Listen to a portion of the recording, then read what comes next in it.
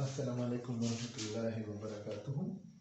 हमारा आज का टॉपिक है वो फर्स्ट ईयर के केमिस्ट्री के चैप्टर नंबर 10 से है और टॉपिक का नाम है लिमिटिंग एंड एक्सेट्रा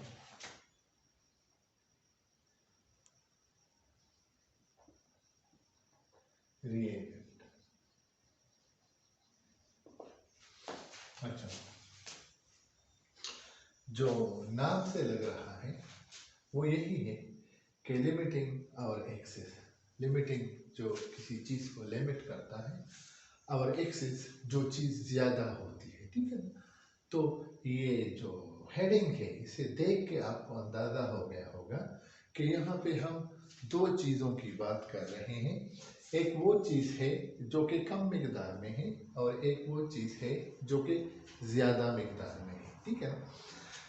जब हम एक केमिकल रिएक्शन की बात कर रहे होते हैं और केमिकल रिएक्शन बैलेंस्ड होता है, लेट्स सपोज मैं आपसे कहूँ कि हमारे पास एक सिंपल सा कार्बन जो है ना वो ऑक्सीजन के साथ रिएक्ट करके कार्बन डाइऑक्साइड बनाता है, ठीक है ना। अब ये एक बैलेंस केमिकल रिएक्शन है। यहाँ पे जितना अमाउंट कार्बन का है उतना अमाउंट जो चाहिए होता है प्रोडक्ट बनाने के लिए वो एग्जैक्टली दिया गया है। फॉर एग्जाम्पल ये जो है ना 12 gram of carbon react with 32 grams of oxygen to produce 44 gram of carbon dioxide. अब आप यहाँ पे देखें कि 32 ग्राम of oxygen react with 12 gram of carbon to produce 44 gram of carbon dioxide. So there is no limiting reagent, no excess reagent. Whenever a balanced chemical equation is given and there is no excess and limiting reagent. But let's suppose they give us the quantities. Let's suppose someone says that we have 20 gram of carbon. Let's suppose make it 24 for the sake of easiness, and 60 gram of oxygen. You react 24 gram of carbon with 60 gram of oxygen. Now what will be the scenario? क्या होगा? अब यहाँ पे हमें amounts दिए गए हैं, ठीक है ना, और अब इन अमाउंट्स के बेसिस पे हम प्रोडक्ट कैलकुलेट करेंगे, ठीक है ना। अब अमाउंट्स जो है ना वो बैलेंस केमिकल इक्वेशन के मुताबिक नहीं है, इसी वजह से इसमें एक एक्सेस रिएजेंट होगा और एक लिमिटिंग रिएजेंट होगा, ठीक है ना। अच्छा, तो किस तरह से फाइंड आउट करेंगे एक्सेस और लिमिटिंग रिएजेंट? बहुत ही आसान तरीका है। सबसे पहले आप दोनों जो क्वांटिटीज आपको दिए गए हैं आप उसके बेसिस पे अपनी प्रोडक्ट कैलकुलेट करते हो और जो रिएजेंट आपको कम से कम प्रोडक्ट दे वो आपका लिमिटिंग रिएजेंट होगा, ठीक है ना। अच्छा, तो लिमिटिंग रिएजेंट हमारे पास वो स्पीशी है किसी केमिकल रिएक्शन में कि जो रिएक्शन के दौरान खत्म हो जाती है, जो पहले खत्म हो जाती है और इसकी अमाउंट फिर बाकी नहीं रहती, इसको हम लिमिटिंग रिएजेंट कहते हैं। जो एक्सेस रिएजेंट है ये वो रिएजेंट है कि जो रिएक्शन होने के बाद भी कुछ ना कुछ इसका बच जाता है, कुछ ना कुछ इसका बच जाता है, वो हमारे पास एक्सेस रिएजेंट होगा, ठीक है ना। यहाँ पे एक एग्जाम्पल करेंगे और एग्जाम्पल के थ्रू समझने की कोशिश करेंगे कि किस तरह से हम ये कैलकुलेट कराएंगे और कैसे जो है ना होगा। लेकिन कुछ जो है ना रियल लाइफ से एक एग्जाम्पल लेते हैं ताकि आपको समझ आए। लेट्स सपोज एक कंपनी है जो कि कार बनाती है और इनका जो है ना इस तरह होता है कि कार इनके पास बगैर टायरों के आती है। तो ये कंपनी क्या करती है, 4 टायर डाल के एक फ्रेम के साथ 4 टायर डाल के कार बनाती है, ठीक है ना। सिंपल सा वो है, ये है टायरों वाला कार, ठीक है ना। अच्छा, अब इस पे टायर्स लगे हुए हैं, 4 टायर्स लगे हुए हैं, तो ये कार बन गई। अच्छा, फ्रेम में 4 व्हील लगाने से कार बन जाती है, ठीक है ना। अब मैं आपको एक मिसाल देता हूं कि इस कंपनी के पास लेट सपोज 32 व्हील्स हैं। कितने व्हील्स हैं? 32। और इनके पास 15 फ्रेम्स हैं। ये जो फ्रेम है ये 15 है और ये जो व्हील है ये 4 है। अब अगर मैं आपसे सवाल करूं कि ये कंपनी अभी कितनी गाड़ियां बना सकती है, ठीक है ना। अच्छा, तो अब इसका जवाब बहुत आसान है। अगर मैं फ्रेम के हिसाब से करूंगा तो मैं कहूंगा कि 15 गाड़ियां, ठीक है ना। और अगर मैं व्हील के हिसाब से करूंगा तो चूंकि एक गाड़ी को बनाने के लिए 4 व्हील चाहिए, इसी वजह से मैं इसको डिवाइड कर दूंगा और तकरीबन 8 कार बनेंगे, ठीक है ना। अच्छा, अब अजीब कश्मकश है कि अगर फ्रेम का हिसाब किताब लगाऊं तो 15 कार बनेंगे, व्हील्स का हिसाब किताब करूं तो 4 कार बनेंगे, सॉरी 8 कार बनेंगे, ठीक है ना। तो अब ये कंपनी कितने कार बनाएगी? जाहिर सी बात है कि ये 15 कार नहीं बना सकती। ये 15 कार नहीं बना सकती। क्यों नहीं बना सकती? क्योंकि जब 8 कार बन जाते हैं तो पहिए खत्म हो जाते हैं।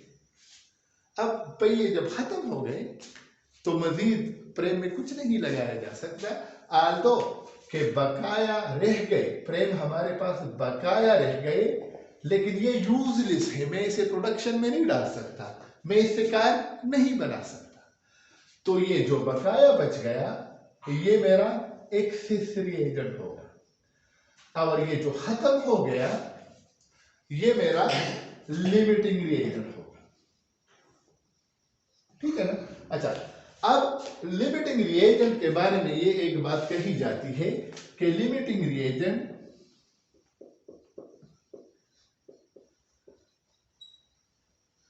controls the amount of product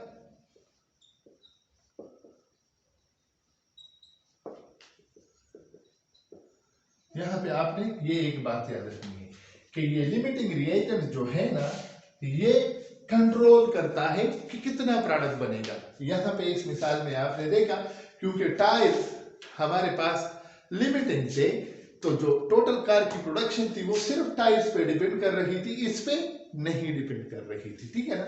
अच्छा, अब जो केमिस्ट्री में आते हैं, ये तो रियल लाइफ का एक एग्जांपल था जिसमें हम असल में कैलकुलेट कराएंगे लिमिटिंग रिएजेंट को, ठीक है।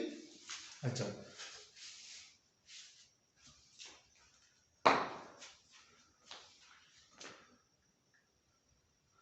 कोई सा भी रिएक्शन ले लेते हैं। लेट्स सपोज सोडियम को वाटर के साथ मिक्स करते हैं और इसे हम sodium hydroxide and hydrogen gas बनाते हैं, ठीक है।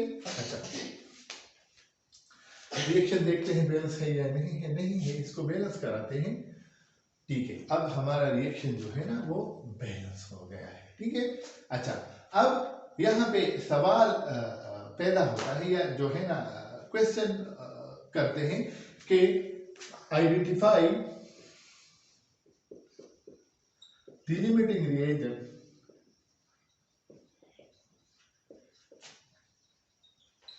when 40 gram of sodium is reacted with 40 gram of H2O। अच्छा, उसके लिए सबसे पहले ये जो अमाउंट्स हैं इनको कन्वर्ट कराएंगे मोल्स में, और फिर प्रॉपर रेशियो बना के प्रोडक्ट बनाएंगे। कोई भी प्रोडक्ट ले सकते हैं, ये वाला या ये वाला, जो आप चाहें उस पर करा सकते हैं।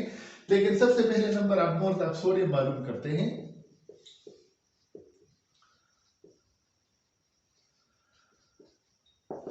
मास इन ग्राम which is 40 gram divided by molar mass which is 23, okay। सो यहाँ पे 40 डिवाइडेड बाई 23 1 आएगा, 7 आ जाएगा और 1 आ जाएगा, इसके साथ 1 चला जाएगा।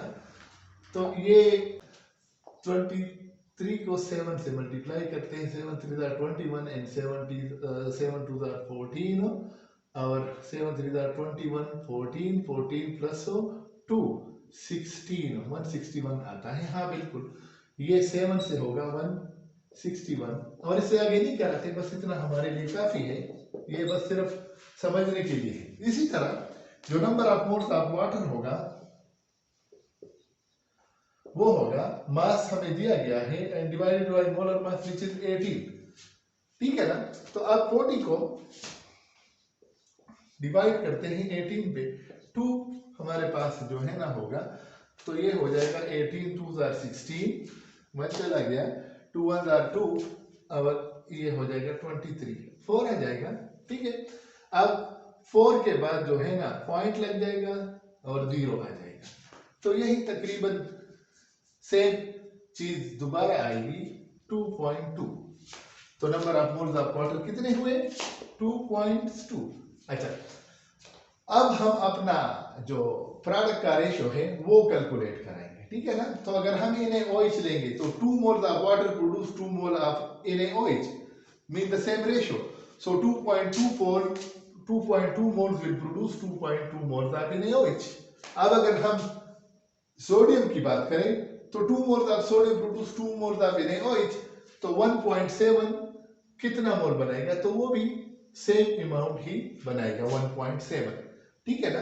तो अगर हम सोडियम पे अपनी कैलकुलेशन करें तो जो प्रोडक्ट बनता है वो है 1.7, और अगर हम वाटर पे अपनी कैलकुलेशन करें तो जो प्रोडक्ट बनता है वो है 2.2 मोल्स।